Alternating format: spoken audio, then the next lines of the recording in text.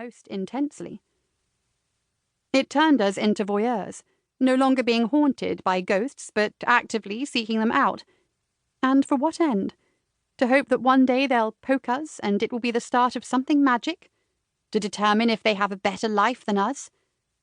Our hearts soar when we see that the bully who put our hand in cold water so we'd wet ourselves at a sleepover is divorced and lonely.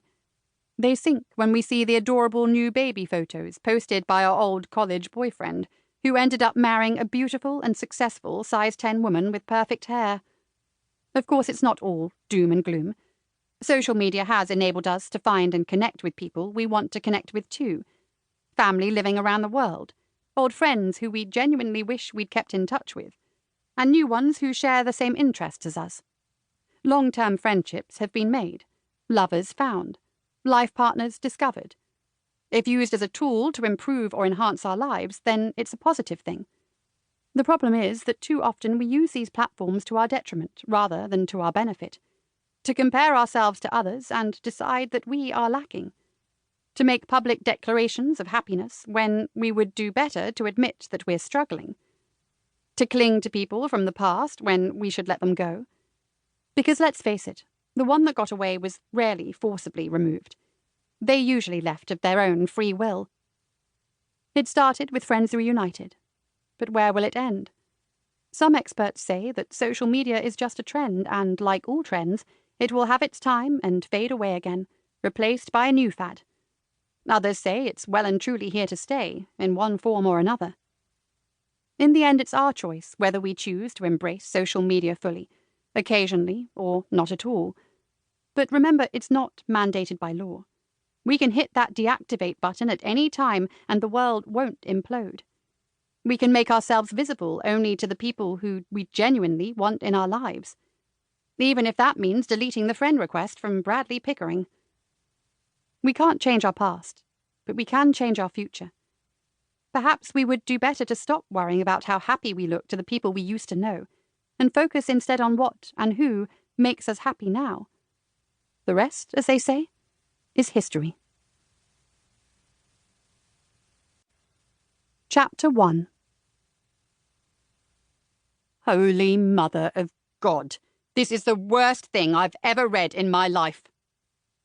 These were not the words that Natalie had been hoping to hear from her editor when she filed her article 20 minutes previously.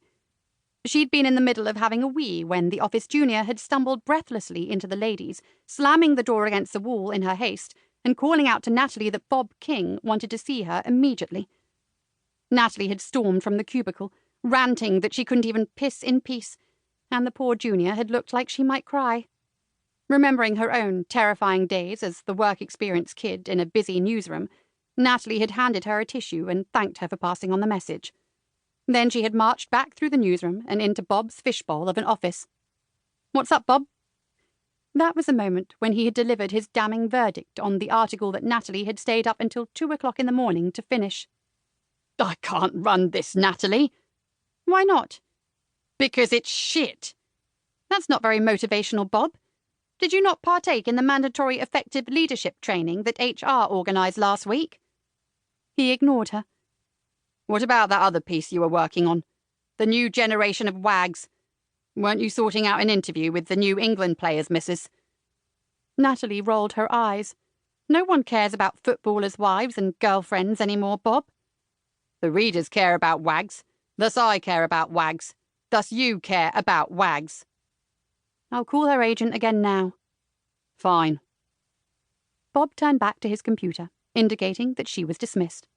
She hovered in front of his desk for a moment longer, until he looked at her again with an expression akin to exasperation. "Can I help you with something?" She shook her head. It probably wasn't the best time to ask him exactly what it was that he hadn't liked about her article. "No." He nodded and returned to his screen, and she turned and made her way back out of the office towards her desk on the other side of the newsroom. Her colleague, Christina, raised an eyebrow. "Bob on the warpath again?"